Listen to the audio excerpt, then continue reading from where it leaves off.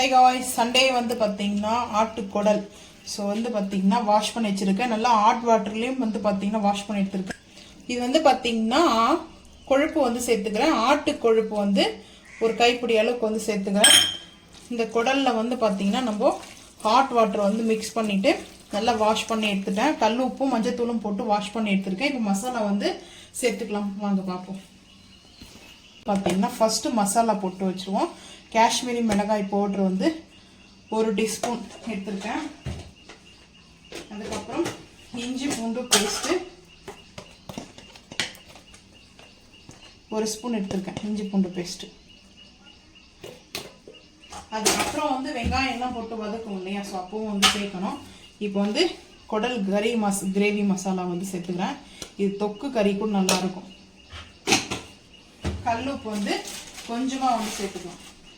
நான் எதுக்காக வந்து கொழுப்பு வந்து சேர்த்துக்கிறேன்னா, குடலில் வந்து பார்த்தீங்கன்னா அது குக் ஆகும்போது நல்லா ஆயில் மிதக்க வரும். ஸோ கொழுப்பு வந்து அது மெல்ட் ஆகி ஆயிலாக வரும். ஸோ அதனால தான் ஹேண்டில் வச்சு நல்லா மசாஜ் மாதிரி பண்ணிக்கலாம். இந்த மிக்ஸ் பண்ணிக்கலாம் அந்த மசாலாலாம். குடல் வந்து கிரேவி வச்சுட்டு காலையில் இட்லி செஞ்சு சண்டே அதுவும் பார்த்தீங்கன்னா பிரேக்ஃபாஸ்ட்டு ஒரு 7 to 8 o'clock வந்து பார்த்தீங்கன்னா சாப்பிட்டோம்னா அந்த சண்டேவே ஒரு ஃபுல் ஆன மாதிரி இருக்கும். ஆனால் எங்கள் வீட்டில் சண்டேன்னா எப்போவுமே 2:30 3 o'clock தான் சண்டே ஸ்டார்ட் ஆகும் லஞ்சு. ஸோ இப்போ வந்து மசாலா வந்து போட்டாச்சு. ஒரு 1/2 hour வந்து பார்த்தீங்கன்னா நல்லா இந்த மசாலாவோட பார்த்தீங்கன்னா மேக்னட் ஆகட்டும். அதுக்கப்புறம் வந்து பார்த்தீங்கன்னா ஒரு 2 விசில் வந்து இல்லை 3 விசில் நம்ம இந்த குடல் வந்து பார்த்தீங்கன்னா நல்லா குக் ஆகிட்டு வரணும். ஸோ அதுக்கப்புறம் வந்து குக்கரில் நம்ம குக் பண்ணுறதை பார்க்கலாம் வாங்க. குடல் வந்து பார்த்தீங்கன்னா மசாலா போட்டது ஒரு 20 நிமிஷம் வந்து கழிச்சதுக்கப்புறம் வந்து இப்போ சேர்த்துக்கலாம் குக்கரில்.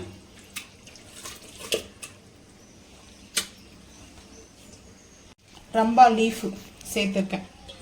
அதுக்கப்புறம் கொஞ்சமாக வாட்டர் வந்து ஒரு 1/2 tumbler அளவுக்கு சேர்த்துருக்கேன். சேர்த்தாச்சு. இப்போ வந்து பார்த்தீங்கன்னா அதை ஷேக் பண்ணிவிட்டு குக்கர் வாஷ் பண்ணிட்டு தான் நான் எப்போவுமே வந்து பார்த்தீங்கன்னா சேர்ப்பேன். இப்போ வந்து ஒரு 3 விசில் அதுக்கப்புறம் வந்து ஓப்பன் பண்ணி பார்க்கலாம் வாங்க. ஆட்டுக்குடல் கிரேவிக்கு வந்து பார்த்தீங்கன்னா நான்ஸ்டிக் பேன் வச்சுருக்கேன். அதுக்கப்புறம் வந்து பார்த்தீங்கன்னா ஆயில் வந்து சேர்த்துக்கலாம். ஆனியன் வந்து வதங்குற அளவுக்கு ஆயில் வந்து சேர்த்தாச்சு. ஹீட் ஆகும்போது ஆனியன் வந்து சேர்த்துக்கலாம். உங்களுக்கு எந்த சைஸில் வேணுமோ பொடிசாக கூட கட் பண்ணிங்கன்னா அது உங்களோட விருப்பம் தான். நான் கொஞ்சம் ஆனியன் வந்து கூட சேர்த்துருக்கேன். இந்த கிரேவி நல்லா இருக்கும் பார்க்குறதுக்கு. க்ரீன் சில்லியும் வந்து பார்த்திங்கன்னா க்ரீன் சில்லியும் சேர்த்தாச்சு, ஆனியனும் சேர்த்தாச்சு.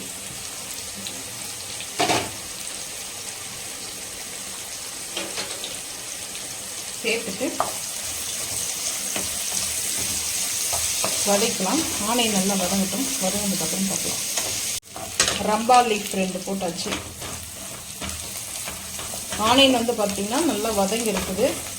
ஆனியன் வதங்குறதுலேயே வந்து பார்த்திங்கன்னா தக்காளி வந்து சேர்த்துக்கிறேன்.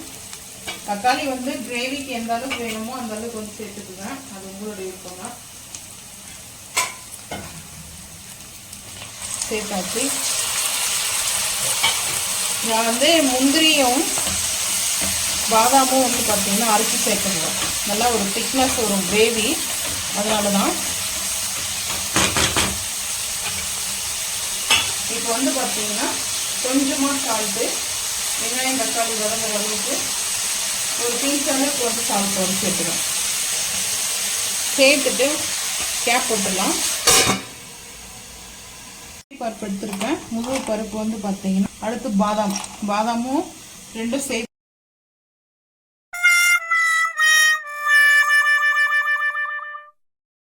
பாதாம் முந்திரி கூட தக்காளி வெங்காயம் வந்து பார்த்தீங்கன்னா வதக்கணும் இல்லையா, க்ரீன் சில்லி போட்டு. ஸோ அதையும் வந்து பார்த்தீங்கன்னா அரைச்சிக்கலாம். அரைச்சிட்டு வந்துட்டு பார்க்கலாம்.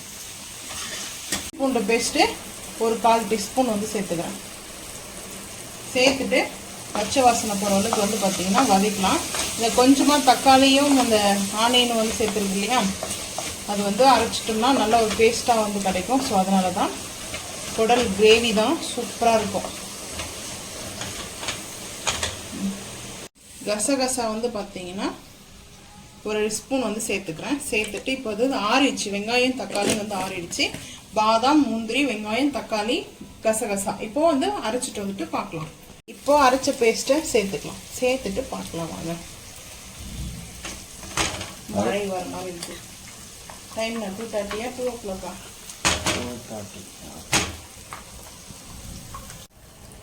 ஆட்டு குடல் நம்ம வந்து பாயில் பண்ணோம் இல்லையா, அதுலேருந்தே தண்ணி எடுத்துக்கிட்டேன். ஸோ இது வந்து கொய்யாப் கொளுத்துவாங்க. ஸோ கொய்யாப் கொளுத்தி செய்வாங்க. அது டேஸ்ட்டு வந்து பார்த்தீங்கன்னா அப்போவே சாப்பிடக்கூடாது. டுமாரோ மார்னிங் ஆட்டுக்கறி தான் இன்னைக்கு தான் நாளைக்கு சாப்பிடுவாங்க. ஆமாம், நைட்டுக்கு வந்து கொய்யாப் கொளுத்தி வைப்பாங்க. இப்போ நம்ம குக்கரில் ஒரு 3 விசில் வந்து குடல் வந்து வேக வச்சிருக்கோம் இல்லையா, அந்த பாயில் பண்ணதை அப்படியே மசாலாவோட சேர்த்துக்கலாம். இப்போ பார்த்தீங்கன்னா குடல் வந்து சேர்த்தாச்சு. சேர்த்துட்டு நல்லா மிக்ஸ் பண்ணிக்கலாம். இந்த கிரேவி வந்து நல்லா டைட்னஸ் ஆகும். ஏன்னா வந்து முந்திரியும் பாதாமும் தான் அரைச்சி ஊற்றிருக்கோம் இல்லையா பேஸ்ட்டாக, அதனால நல்லா டைட்னஸ் வரும். ஸோ இப்போ காரம் உப்பெல்லாம் செக் பண்ணிக்கலாம். இது கூட வந்து பார்த்தீங்கன்னா கொஞ்சமாக வந்து கொத்தமல்லி, அதாவது கொஞ்சம் நல்லா கட் பண்ணி பிடிசா வச்சுருக்கேன் கொத்தமல்லியை வந்து சேர்த்துக்கலாம். புதினாவும் அதிலே இருக்குது, கொத்தமல்லி புதினாவும். குடல் கிரேவிக்கான மசாலா ஃபஸ்ட்டு நம்ம வந்து சேர்த்தோமா, இன்னும் ஒரு ஸ்பூன் வந்து தனியாக இந்த மசாலா வந்து பார்த்தீங்கன்னா டேஸ்ட் அல்டிமேட்டாக இருக்குங்க. ஸோ இந்த மசாலா எப்படி செய்யுதுன்றத வேணும்னா கமெண்ட் பண்ணுங்கள். நான் அந்த ரெசிபி வந்து மசாலா வந்து ரெடி பண்ணும்போது நான் வீடியோ போஸ்ட் பண்ணுறேன். லைட்டாக அந்த மசாலா, இந்த மசாலா மட்டும் போதும். செம்ம ஸ்மெல், டேஸ்ட் அல்டிமேட்டாக இருக்கும். சில பேருக்கு வந்து பார்த்தீங்கன்னா ஆட்டு குடல் வந்து பிடிக்காது, சில பேர் வந்து விரும்பி சாப்பிடுவாங்க.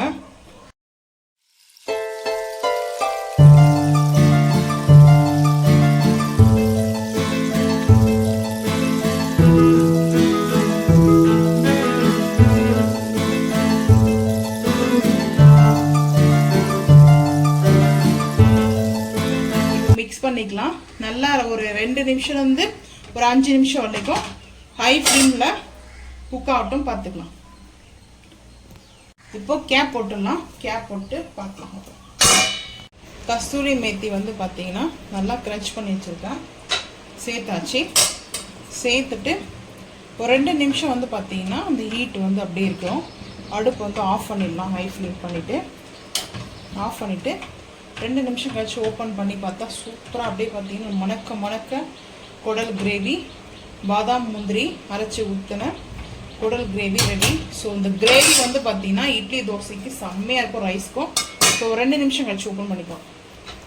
சுட சுட பாஸ்மதி ரைஸ் மட்டன் பிரியாணி மணக்க மணக்க டேஸ்ட் அருமையாக இருக்கும் வந்து பார்த்தீங்கன்னா. ஸோ இது அப்படியே இருக்கட்டும். இப்போ வந்து பார்த்தீங்கன்னா ஓப்பன் பண்ணி பார்க்கலாம். 2 நிமிஷம் ஆகிடுச்சு. ஸோ இந்த கிரேவி வந்து பாருங்கள், நல்ல ஸ்மெல்லுங்க. ஒரு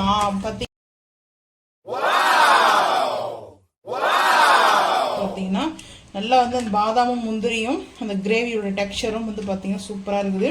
குடல் கறி வந்து பார்த்தீங்கன்னா ஆட்டு குடல் கிரேவி ரெடி ஆகிடுச்சு. நீங்களும் இதே மாதிரி செஞ்சு சாப்பிட்டு மறக்காமல் வந்து கமெண்ட் பண்ணுங்கள்.